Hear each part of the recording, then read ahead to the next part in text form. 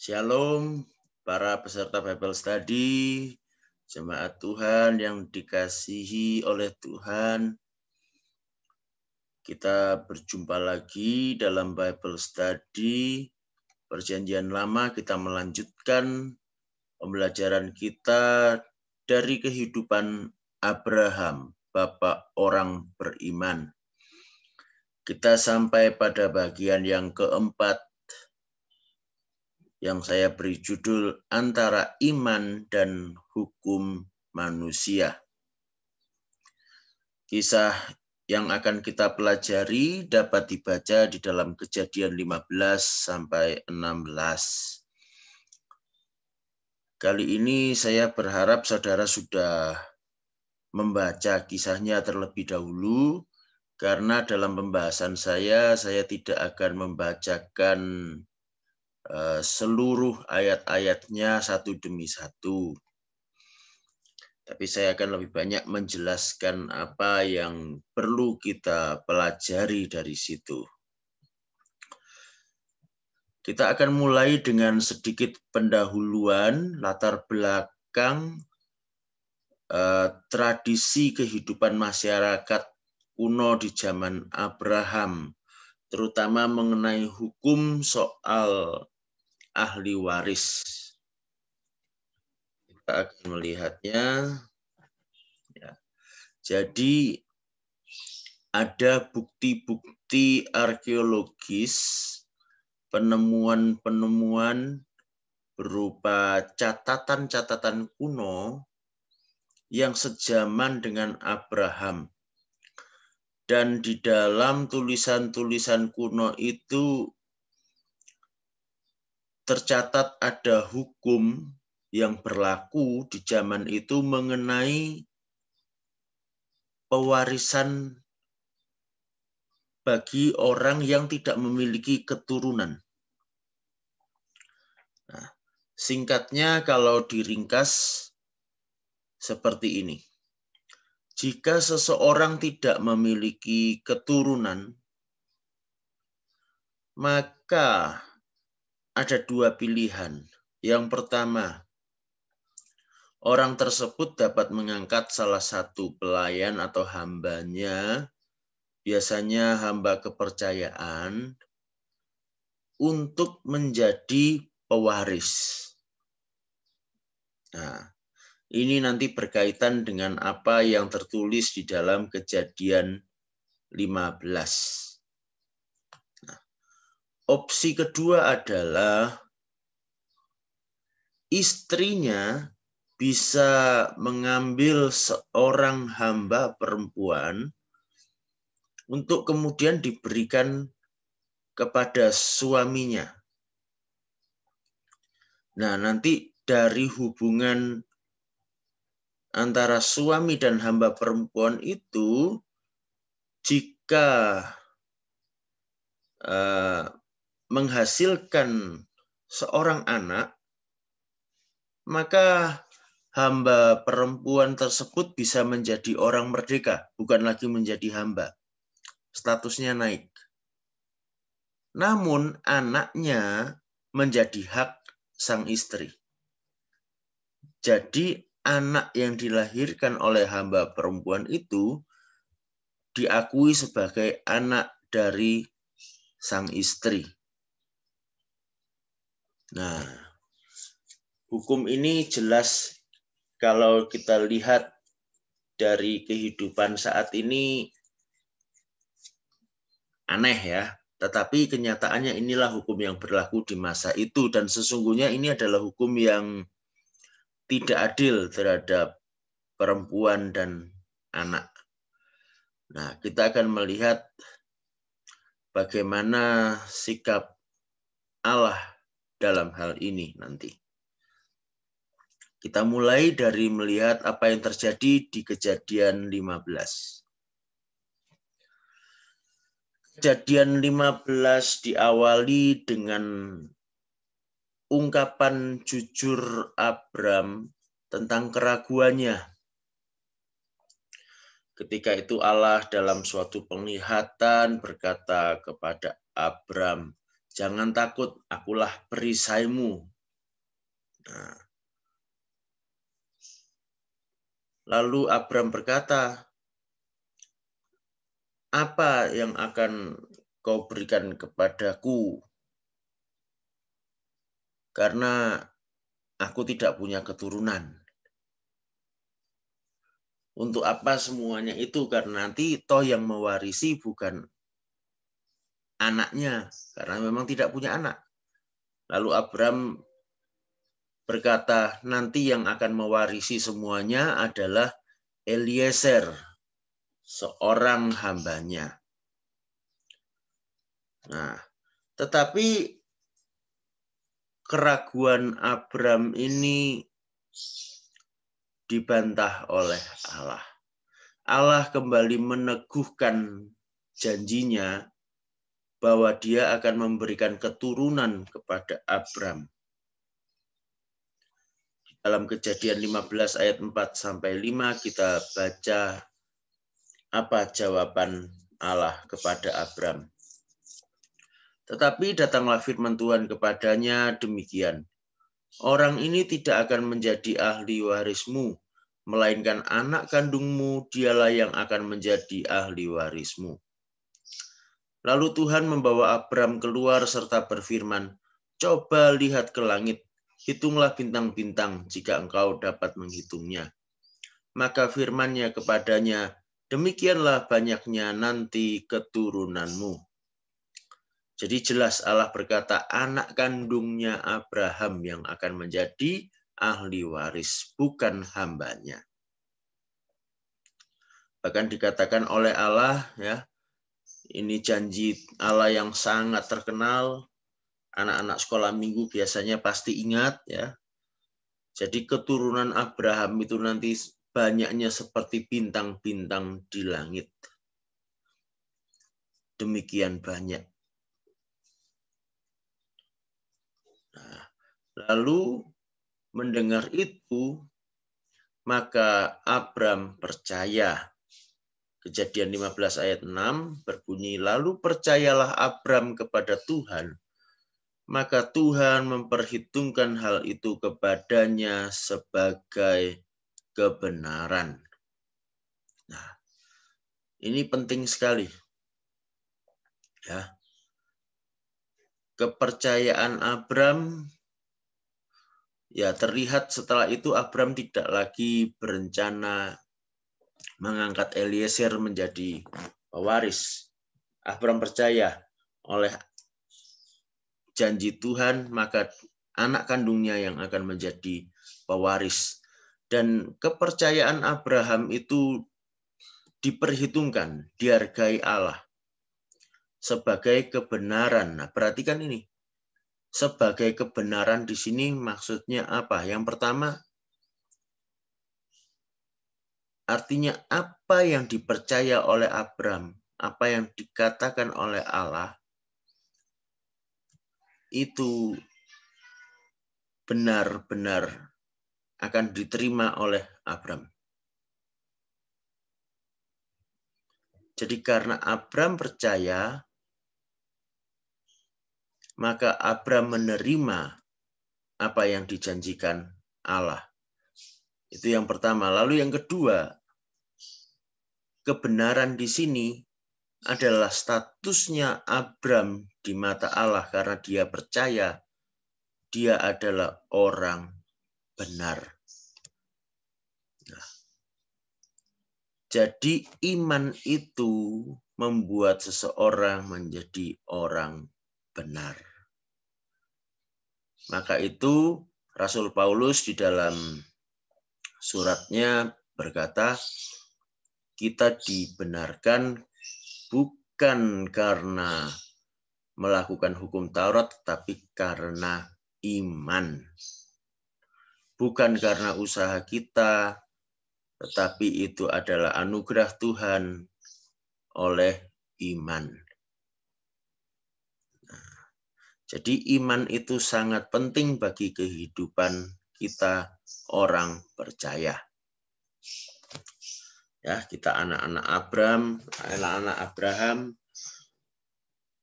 Abraham beriman, kita pun beriman.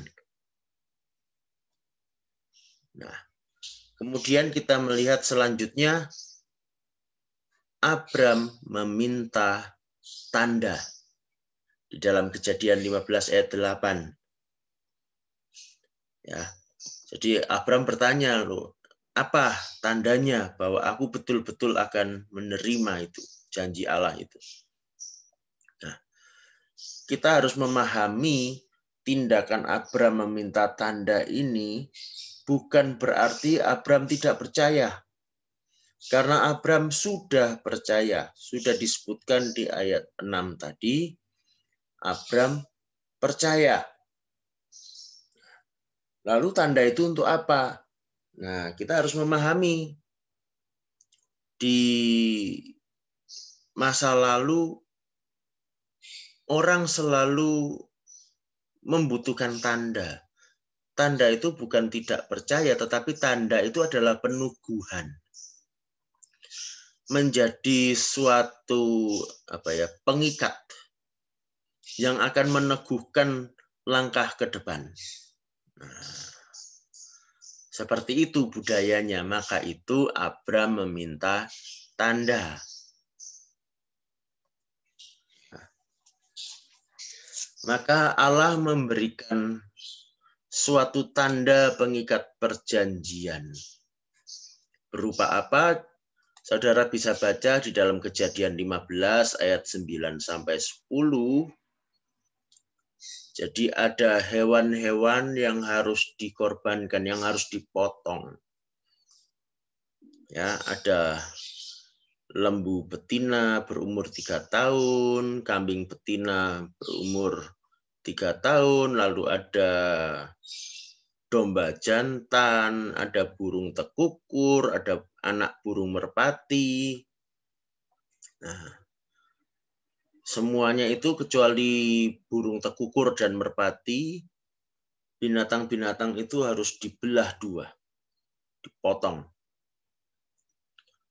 Nah, kemudian kalau kita baca kelanjutannya di ayat 17, dikatakan Allah menampakkan dirinya dalam wujud sebuah suluh, ya, obor, ya, api yang berjalan melewati daging potongan hewan itu.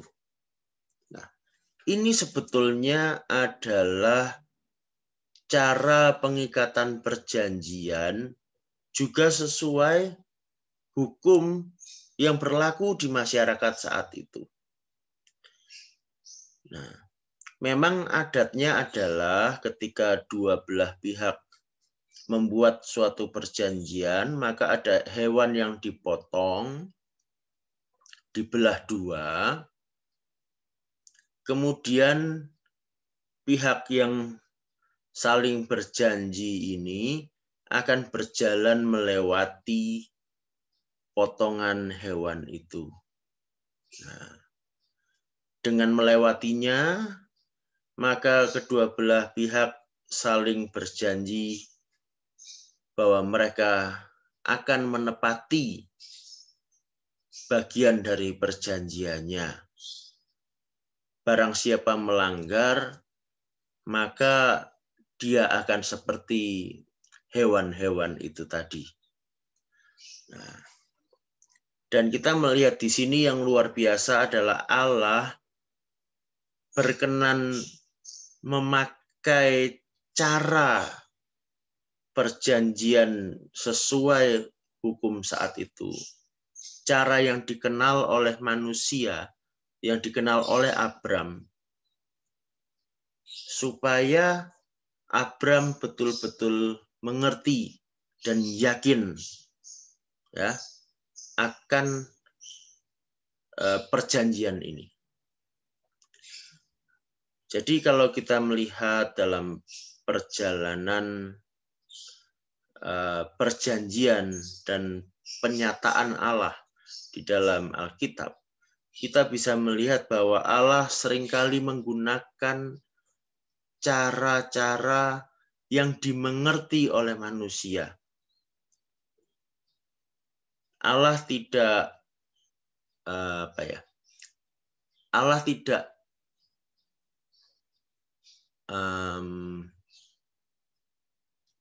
jadi Allah berkenan menggunakan cara yang dipahami manusia sehingga Allah yang begitu tinggi bisa dipahami oleh manusia, walaupun memang terbatas.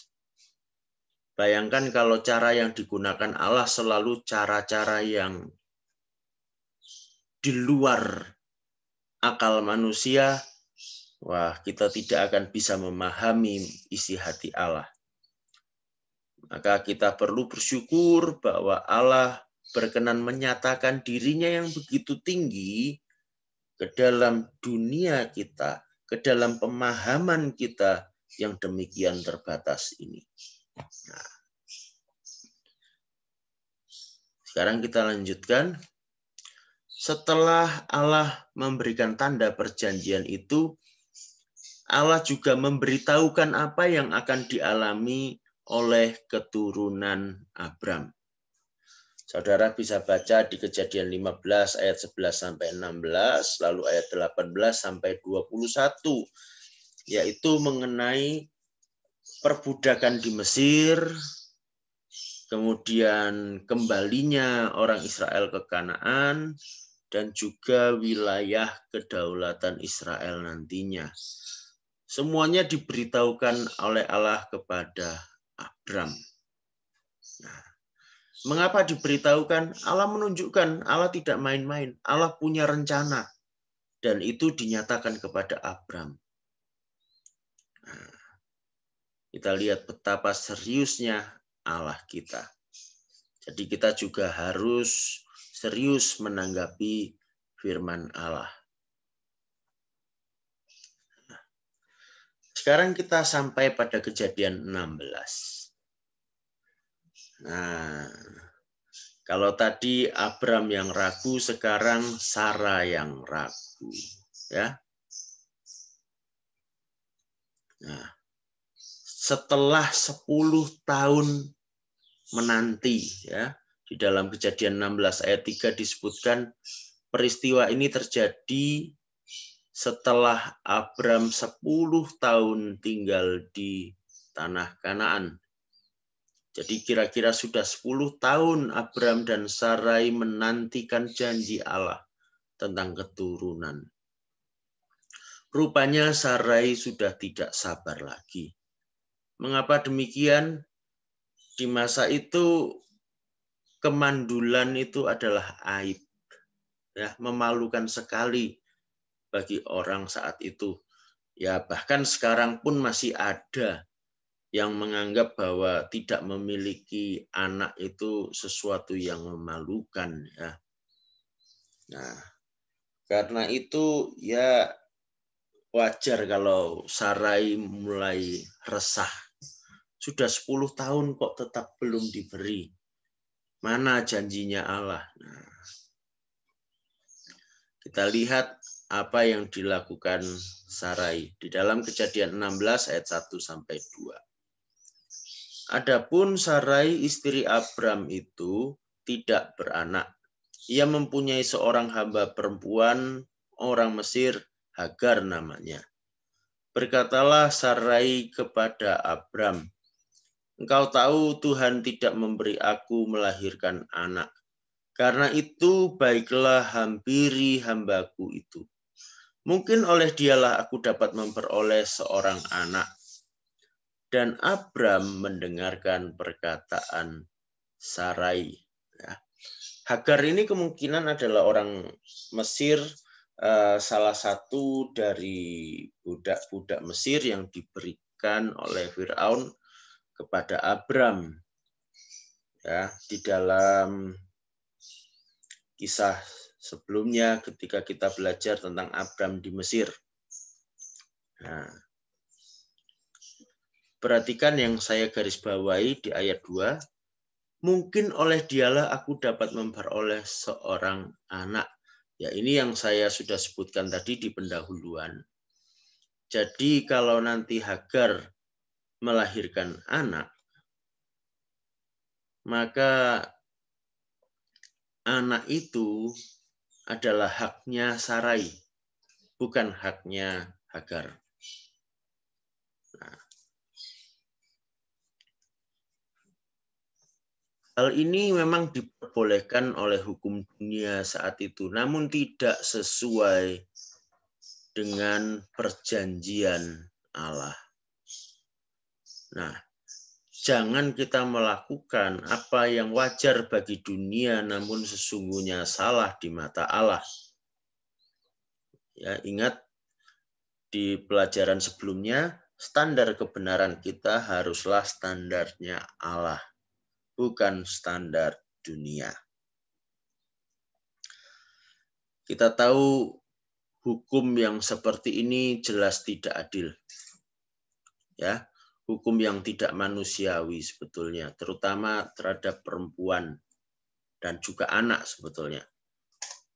Nah, ketika Abram dipanggil Allah keluar dari rumah ayahnya, bukan hanya secara fisik keluar dari lingkungan itu, tetapi juga keluar dari adat dan hukum dunia saat itu yang tidak adil. Termasuk sesungguhnya dari hal ini tadi. Nah, namun sayangnya karena ketidaksabaran dan keraguan Sarai, ya akhirnya ini dilakukan. Kita lihat apa akibatnya. Ya, pelanggaran Abram ini membawa petaka.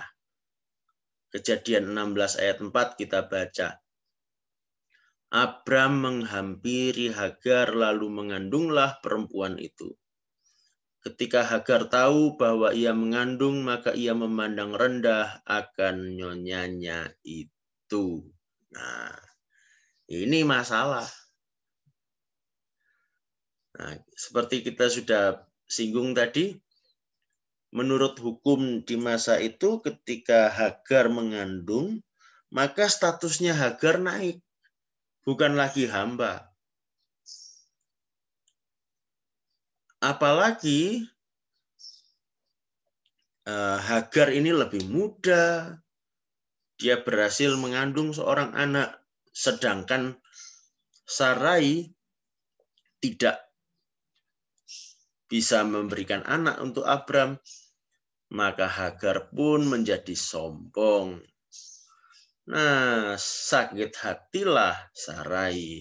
Nah, ini makanya kalau kita melakukan apa yang tidak benar, ya siap-siap tanggung risikonya. Pasti ada yang tidak enak. Nah, sama seperti ini.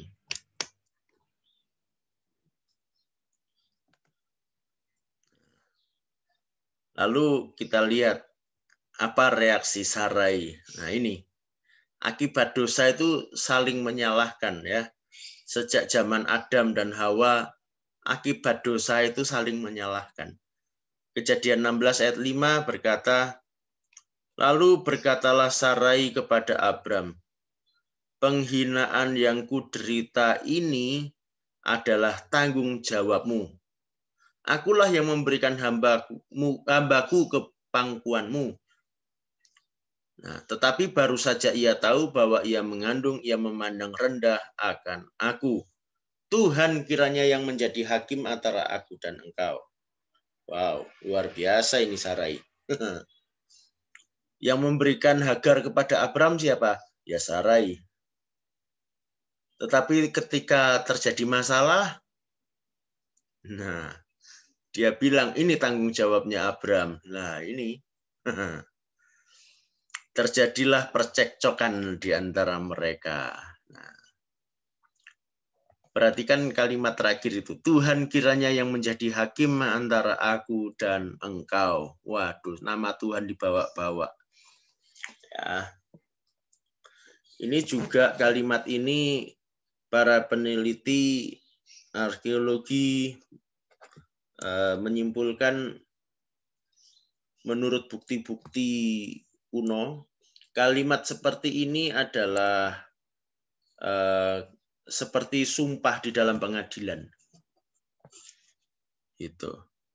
Jadi yang dilakukan Sarai ini cukup berat. Sudah dia sebetulnya yang memulai kesalahan itu, dia lempar tanggung jawab sampai sumpah lagi. Ya. Nah, kita tidak boleh seperti itu. Ya. Kejadian 16 ayat 6. Kita lihat responnya Abram. Kata Abram kepada Sarai, hambamu itu di bawah kekuasaanmu. Perbuatlah kepadanya apa yang kau pandang baik. Jadi Abram pun lepas tangan. Sebetulnya Abram juga terlibat di dalam kesalahan itu. Ketika Sarai menawarkan, Abram mau. Berarti dua-duanya sebetulnya salah. Ya, tapi itulah akibat dosa, saling melemparkan tanggung jawab. Maka Abram pun melemparkan kembali kepada Sarai. Ya silakan, atasi saja sendiri. Nah.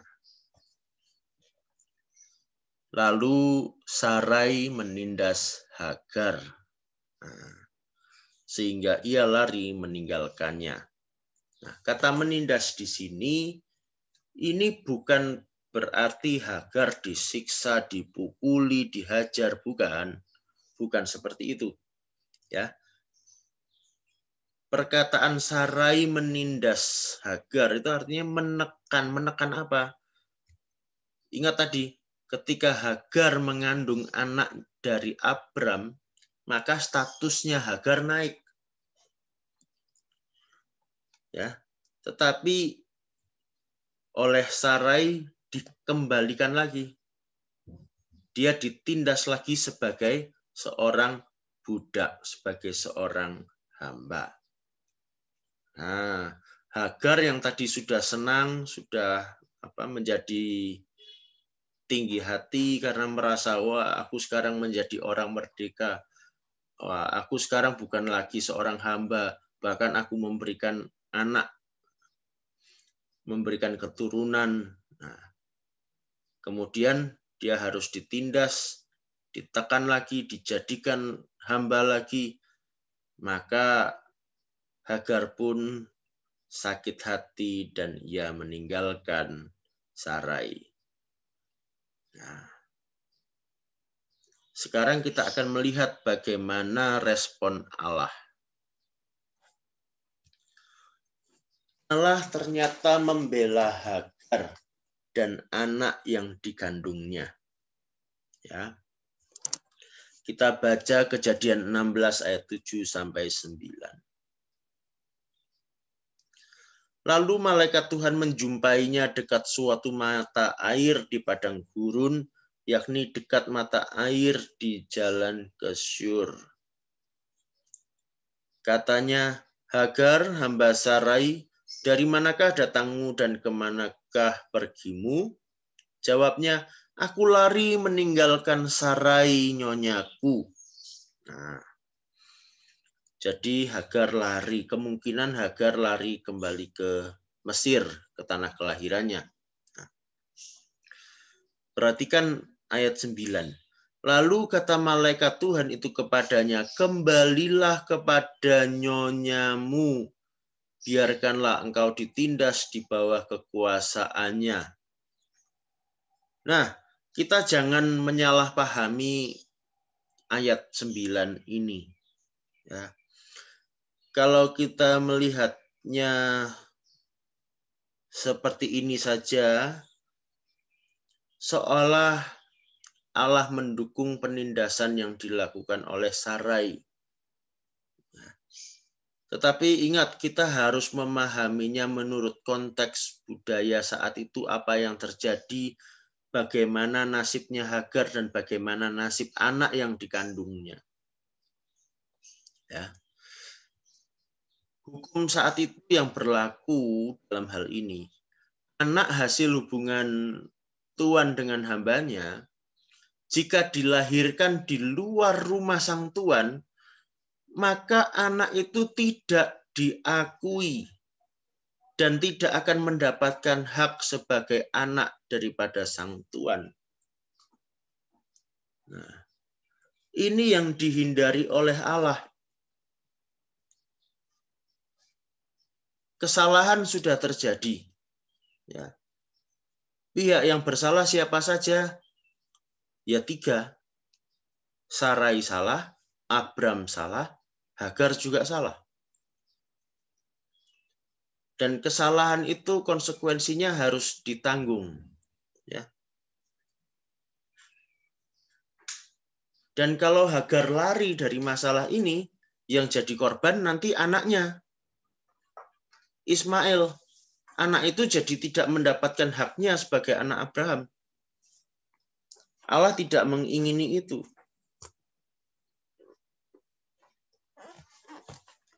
Nah, Kejadian 16 ayat 10 berkata demikian. Lagi kata malaikat Tuhan itu kepadanya, aku akan membuat sangat banyak keturunanmu, sehingga tidak dapat dihitung karena banyaknya. Perhatikan itu, sangat banyak keturunanmu. Artinya Allah membela hak Ismail sebagai anak Abraham juga. Bagaimanapun juga anak yang dikandung Hagar ini adalah anaknya Abram. Maka anak ini pun menerima sebagian berkat Abraham tentang keturunan yang banyak itu. Walaupun bukan sebagai pewaris perjanjian yang utama tentang lahirnya bangsa pilihan, yaitu Israel. Tetapi tetap sebagai anak Abram, maka Ismail diberkati oleh Tuhan. Ya.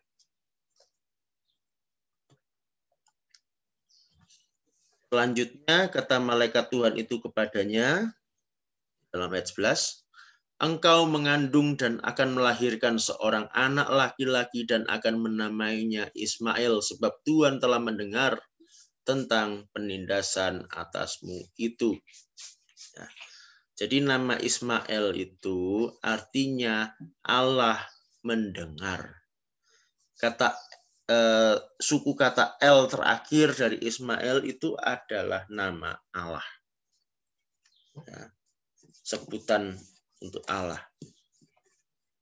Jadi Allah mendengar. Jadi di sini jelas Tuhan menunjukkan pembelaannya bagi Hagar dan Ismail sebagai pihak yang tertindas dalam hal ini.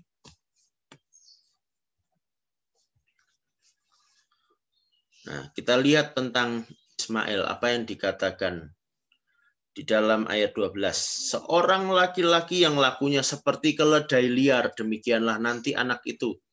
Tangannya akan melawan tiap-tiap orang dan tangan tiap-tiap orang akan melawan dia. Dan di tempat kediamannya ia akan menentang semua saudaranya. Nah, ayat ini perhatikan baik-baik. Kita juga tidak boleh salah paham dengan ayat ini. Kalau kita baca ini dengan pola pikir kita di zaman sekarang, sepertinya waduh ini Ismail ini nanti jadi anak yang liar, anak durhaka, anak yang jahat. Bukan seperti itu maksudnya. Ya. Kita tahu kehidupan saat itu di gurun adalah kehidupan yang keras. Ya.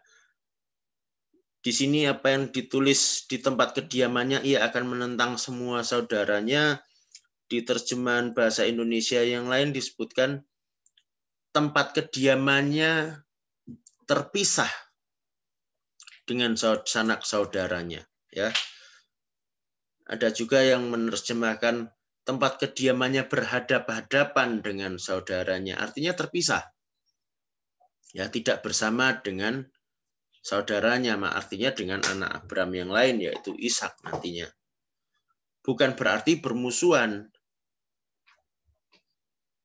Nah, tangannya akan melawan tiap-tiap orang dan tangan tiap-tiap orang akan melawan dia. Ya, seperti keledai liar, ini bukan menunjukkan dia jahat, tetapi ya di dalam kerasnya kehidupan, ya dia harus menghadapi suatu kehidupan yang keras, tetapi dia kuat, dia diberkati Tuhan. Dan memang Ismail ini kemudian nantinya akan menjadi pemimpin suku-suku di wilayah Arab, di wilayah gurun. Cuman sayangnya ya karena sentimen agama yang sebetulnya tidak perlu ya. Karena pertentangan, ada yang bilang anak perjanjian itu Ismail dan kita bilang anak perjanjian itu Ishak. Wah. Lalu orang Kristen banyak yang jadi sentimen terhadap Ismail ya. Sebetulnya tidak seperti itu. Bahkan rabi-rabi Yahudi pun banyak yang namanya Ismail. Ya. Orang Yahudi pun tetap menghargai dan menghormati Ismail sebagai sama-sama anak Abram. Nah, dan kita juga bisa lihat nanti di dalam kitab Kejadian, di pasal-pasal selanjutnya, nanti ada kisahnya terjadi rekonsiliasi. Ya. Ketika Abraham meninggal pun, Ismail ada di situ ikut memakamkan Abraham.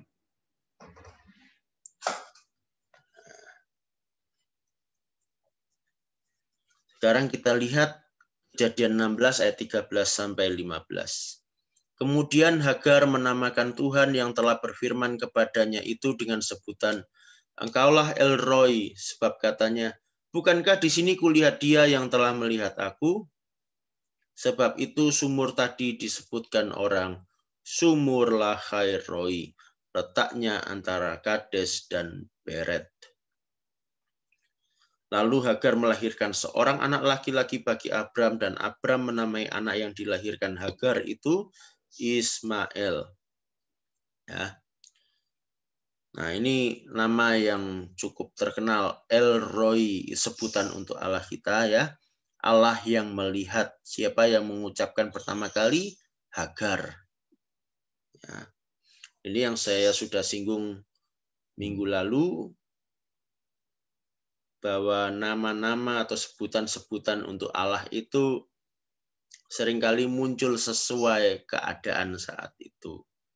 Jadi Hagar melihat Allah yang memperhatikan dia, yang melihat dia, maka dia berkata, El Roi. Di ayat 15 tadi, kita lihat Abram menamai anak yang dilahirkan Hagar itu Ismail. Nah, mengapa Abram menamai anak itu Ismail? Tentu karena Hagar menyampaikan kepada Abram apa yang dikatakan Allah kepadanya. Dan Abram pun mengerti, Abram menerima, dan Abram rupanya, saat itu rupanya Abram pun bertobat. Ya, dan Abram mengakui Ismail. Demikianlah pembelajaran kita hari ini. Sampai jumpa di sesi diskusi. Saya minta kita semua mencoba menyimpulkan.